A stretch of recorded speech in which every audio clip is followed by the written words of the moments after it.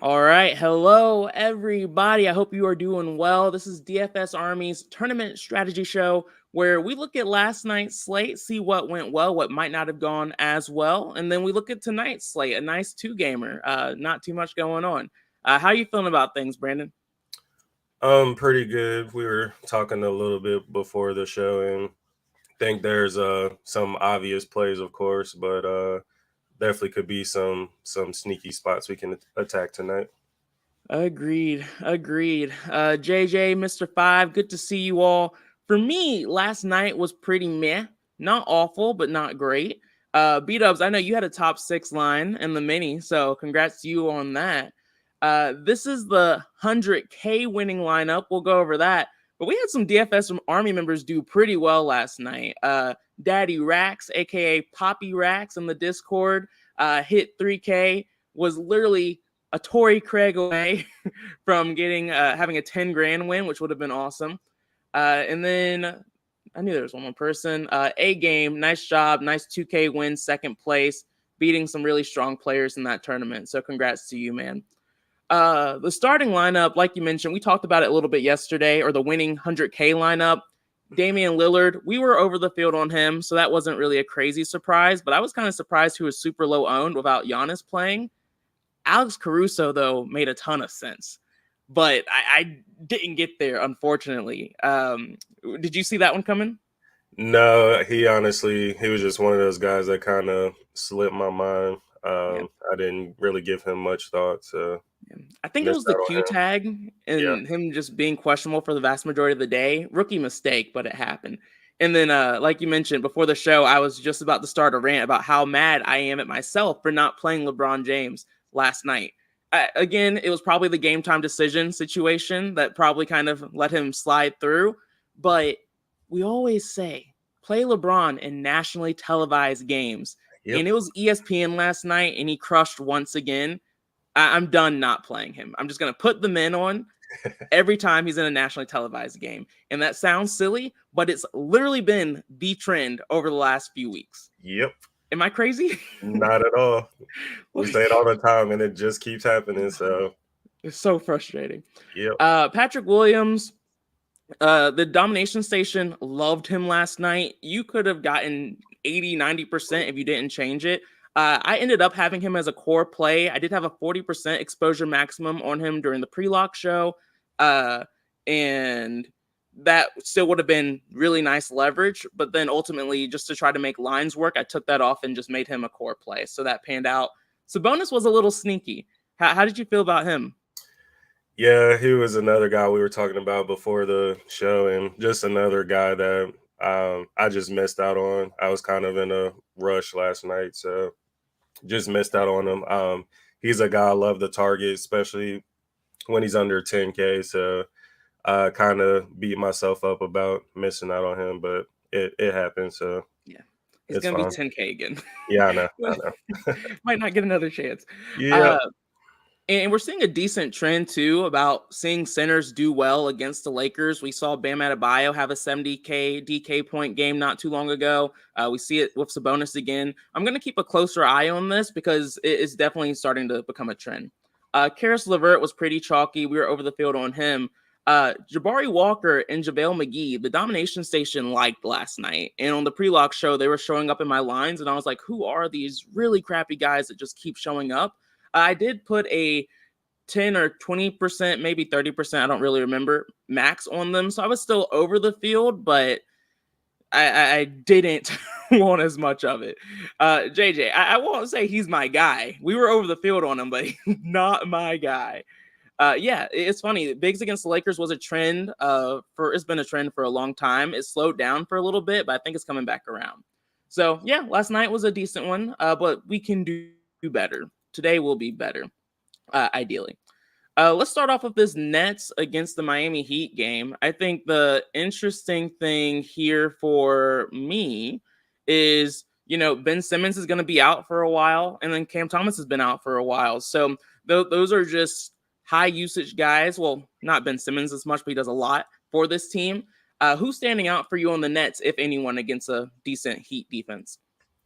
First one is Cam Johnson. he's back to his normal playing time, Mm-hmm. which I love to see. And then he's still too cheap. I feel like 5,900 on a 2-game slate. So he's probably gonna have quite a bit of him tonight. Dinwiddie, he's never fun to play, but he should see 30 plus minutes again with a lot of these other guys out on this team. So don't mind getting a good chunk of him tonight. Royce O'Neal kind of falls in that same category. I'm fine with playing him at that price tag. Claxton is a bit interesting for me.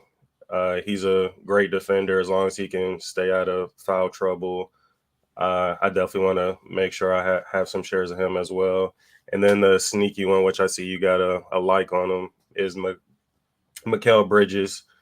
He is looking a little bit better lately, and don't mind that price tag on him, 8K. He has the upside to pay that off for sure. And for a 2-game slate, 16% is pretty low owned, so won't be too hard to get leverage there. Mm-hmm. And just so everyone knows, the vast majority of the players you're playing tonight are going to be on the Golden State Warriors. That's just the way this slate sets up. And then you're getting some of your tournament plays or just guys that you think are in a good spot from this game. And that's kind of the way I'm thinking about it. And like you mentioned, I like a few of the guys you touched on, but probably my favorite guy here is Bridges. Over the last 2 games, he's seen a 10% increase in usage, which is massive. And again, that's because Cam Thomas is out and Ben Simmons is no longer playing. So we're seeing a bit of an improvement for him, which I love. I don't love the matchup, though. But on a 2-gamer, I'm willing to take a shot on a guy like Mikal Bridges. So I don't want to forget about him on this slate. And he's on my radar as a potential leverage play. I think Cam Thomas is the other guy I'm pretty excited about as well, with him seeing more consistent minutes at 5,900. I think he's priced appropriately for the matchup and the role, but I want to make sure I have some exposure just because it's a 2-gamer and he can definitely get super hot.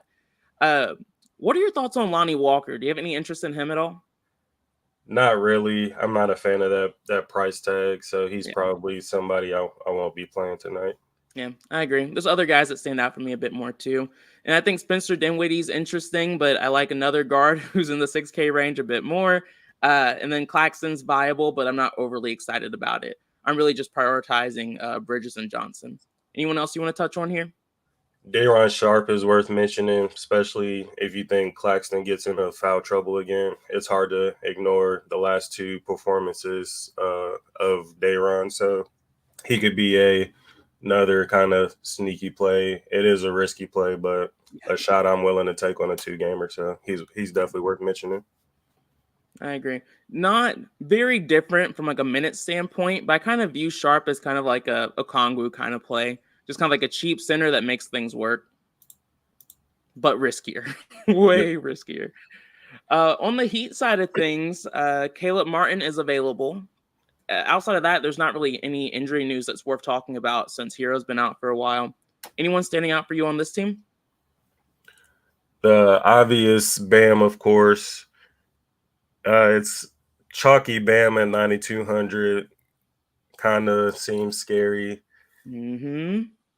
So I'm actually on the fence of what I want to do with that right now. I'm definitely gonna have a lot of them at the moment. Mm-hmm. He's just been playing really well lately. That 54% ownership though, I'm a little hesitant about it. Lowry is another one where you never really like playing him, but 5,600 and the minutes will be there. I know he got into foul trouble last game, so hopefully he can stay out of that tonight. Butler, I think he's viable at 8,600. Might be hard to get to him, but I'd be okay with being around Phil Wade on him. And then with Caleb Martin available, it's going to make it hard to get to some of these other guys for me. So a lot of these like guys in the 4K range, I'm fine with just having like a little mixture of, but not going too crazy on. You know, Mr. Five's talking about Highsmith. He wants you to get on board. Any interest in him for you? Not really at that price tag, and like I just said, Caleb Martin. We're not sure how this is going to play out and how many minutes he will see, but he just kind of muddies the water for me. So I'm not really on Highsmith tonight. Yeah, and I agree. Caleb Martin really kind of just puts a real bummer on a lot of these streaky shooters because their minutes were a bit more consistent. Like I was even willing to take a shot on a guy like Duncan Robinson tonight before Caleb Martin was available. So I'm a lot less excited about this team, and we're going to keep talking about it. As of right now, we don't have a lot of value on this slate, and so paying a premium for Bam Adebayo at 9,200 when he's going to be 50% owned is one of those kind of plays that I'm also on the fence on. I'm not going to lie. I'm trending towards fading him. I'm quite certain I'm probably going to. I'm only going to 20 max tonight and be in some 3 max contests. So I like to take stronger stands when I 20 max. And Bam Adebayo is around an 80% chance of getting unchecked. Not that I'm going to recommend that to people, but that's what I'm probably going to do tonight. And then I agree. Jimmy Butler is an interesting potential high upside play at 8,600. Again, it's going to be hard to afford him, but I think he's interesting. And then Kyle Lowry, I was hoping he was going to be low owned, but he's not. So at 32%, he's a bit less exciting for me. But like you mentioned, a viable play if he makes things work. Anyone else you think we should touch on? No. Kevin Love is worth mentioning on a 2-game slate. He is another ugly play, but he should, I think, still see. He's been, I think, seeing a little under 15 minutes. So he is a high points per minute player. So if he can hopefully still see around that same time, he is somebody who could be sneaky tonight. Yeah, no, I think that's interesting. And the thought process is on a 2-game slate, it's okay to take shots on some of these really cheap guys when we're lacking value if the rest of your lineup performs perfectly. And so you see that on some small slates like this where you see circumstances like that. So I don't hate the call on a Kevin Love who has a pretty high usage rate this season and can definitely get there. That's an interesting play. But I'm with you. Outside of that, I'm not really loving these guys at all. All right. The next game is a bit more interesting. We have the Oklahoma City Thunder. They're pretty healthy. So nothing to talk about from an injury news standpoint. Are you playing any of these guys tonight?